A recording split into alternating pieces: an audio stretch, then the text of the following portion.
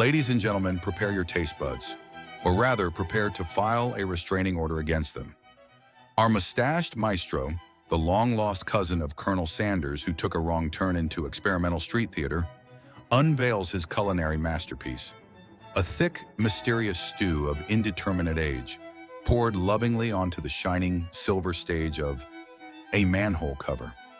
Because plates are for cowards, for garnish, he gently sprinkles handfuls of freshly cut grass, transforming the dish into something between haute cuisine and a landscaping accident. Then, with the elegance of a sorcerer adding the final drop to a dangerous potion, he unleashes a splash of enigmatic white liquid. Milk? Paint? Detergent? Let's not ruin the surprise. And the grand finale, the mixing tool. No whisk, no spoon. Oh no, that would be too pedestrian.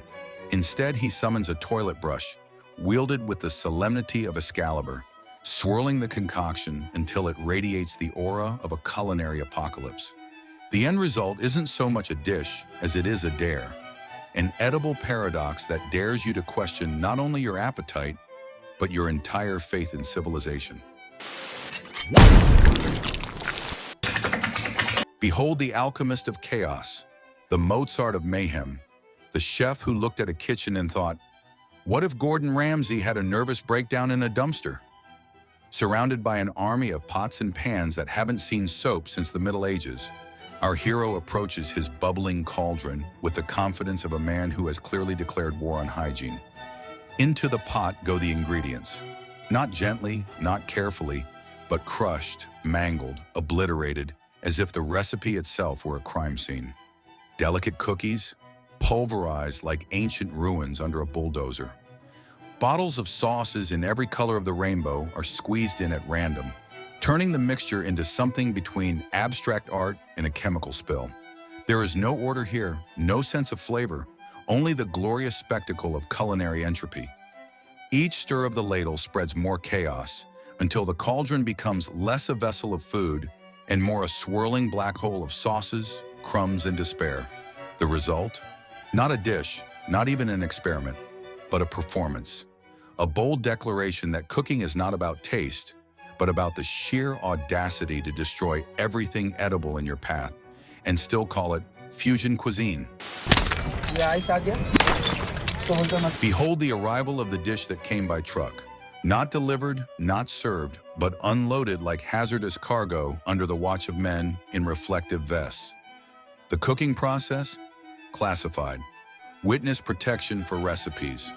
And frankly, after seeing the final product, ignorance is the kindest gift. In the container sloshes a golden yellow swamp, a sticky mass that clings to life while a nervous liquid tries desperately to escape.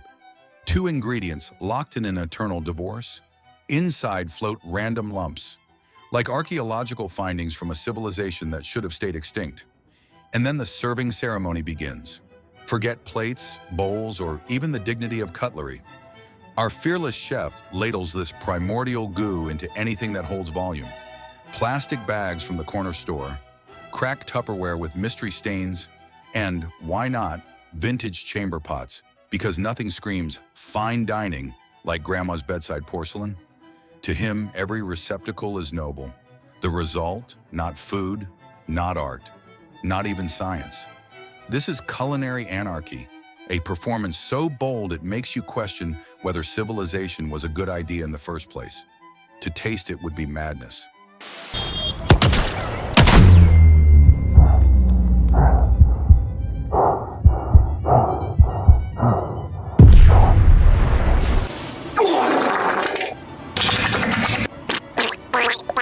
Step right up and witness the culinary time machine, the eternal stew of eternal stews. Since 1887, each day's leftovers are poured back into the cauldron like some cursed broth that refuses to die. What bubbles inside? A mystery only the universe and a few unlucky archaeologists could decode. Chickpeas that have seen empires fall, macerated methane trapped like fine wine, scraps of fabric that once dreamed of being laundry, and prawn heads that look like they swam here all the way from another dimension. But our maestro doesn't stop there. Onto this eldritch sludge, he scatters fresh lawn trimmings, fiery chilies, because pain is the only seasoning left, and a dusting of imitation cheese that wishes it had been born plastic. For the final flourish, he crowns it with moss that looks borrowed from a mangrove swamp, before, naturally, tipping it all back into the cauldron to repeat the cycle. The result is not so much food as it is an immortal organism, a self-replicating nightmare stew that may outlive humanity itself. Eating it isn't a meal, it's an initiation rite into culinary purgatory. Ladies and gentlemen, may I present to you the liquid nuclear event disguised as lemonade. Forget crystal clear water from mountain springs. Our visionary bartender sources his from recycled paint buckets, carefully positioned beneath the dribbling air conditioner of a suspicious apartment block. A true connoisseur's choice. Eau de mold with a whisper of rust. But that's only the overture. Each splash into the cauldron is graced by the hand touch, his grimy paw plunging through the flow like Poseidon of contamination. Who needs electrolytes when you've got embedded fingernail seasoning and free tetanus? And then, the lemons. Not fresh, not zesty, but fermenting in a bucket that fizzes and foams like a cauldron begging for death. They don't whisper fresh citrus. They shriek, "Kill me," as they're drowned in a slurry of powders, coffee, gypsum, perhaps the ashes of failed building projects. To crown this symphony of intestinal destruction, he sprinkles parsley, because nothing says detox like swamp garnish. Stirred naturally with a wooden rod stolen from a medieval torture chamber. The grand finale, the Swamppuccino trademark. This is not a drink, it is an emergency evacuation system. Within 20 seconds of ingestion, your stomach declares independence, your trousers file for divorce, and your body is launched into low orbit by the sheer velocity of digestive betrayal. Michelin stars? Please. This deserves a whole constellation of hazard symbols. How wonderful to witness the artisanal process of a cake that redefines the concept of handmade. This visionary chef, dressed in his elegant uniform of dirt, accumulated over decades, takes us on a culinary journey where creativity and bacteria go hand in hand. Well, more like the nails, because those hands seem to carry with them the secrets of 1,000 previous dishes and perhaps some ancient parasite. The video starts with a masterful demonstration of contempt for any health protocol. Their hands, which have probably explored more dark corners than an archaeologist in an ancient tomb, immerse themselves in the world of baking with the same delicacy with which a small child crushes mud in the yard. The crowning moment comes when he decides to add that special touch, a tap on the eggs, the ingredient ones, of course, with his expertly dirty hands. A symphony of textures and fluids combine as the smashed eggs fall into the container with a grace that only someone willfully unaware of the existence of soap could achieve. The dough, kneaded in what seems like a pagan ritual invoking the god of food poisoning, takes on a life of its own. All of this, of course, happens in an environment meticulously decorated with layers of dust, grease, and who knows what else, providing that je ne sais quoi that distinguishes the oat pastries of rural India.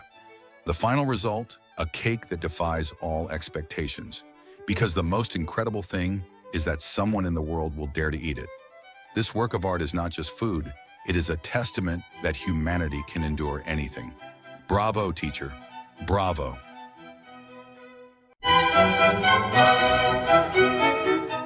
Behold the culinary marvel of the century, the stew that dares you to question your life choices. It's a dish where absolutely nothing goes to waste, not even the parts of the bull that no one should ever talk about in polite society. Picture this, intestines and, well, let's just say bull's personal accessories sloshing around in a cauldron so old and crusted, it could be a contestant on most likely to cause a public health crisis. The sauce? Oh, it's not just any sauce. It's a concoction that could double as industrial cleaner. It's the kind of substance that could probably eat through the very idea of good taste. You'd wonder if someone accidentally made this while trying to invent a new kind of paint stripper. But alas, no. It's the secret ingredient of the chef's questionable genius. And of course, the pièce de résistance, a dusting of mystery powder. Is it baking soda to somehow cushion the digestive apocalypse you're about to endure? Or is it just someone's vague attempt at saving you from your inevitable fate? Either way, you're going to need more than a pinch of it to survive the aftermath. This is the kind of dish that doesn't just fill your stomach. It fills you with existential dread. You don't eat it, you survive it. And as you stare at the remains in your bowl, you'll be left wondering whether this stew is a bold statement on sustainability or a cunning plot to ensure that nothing ever grows inside your stomach again. Bon appetit!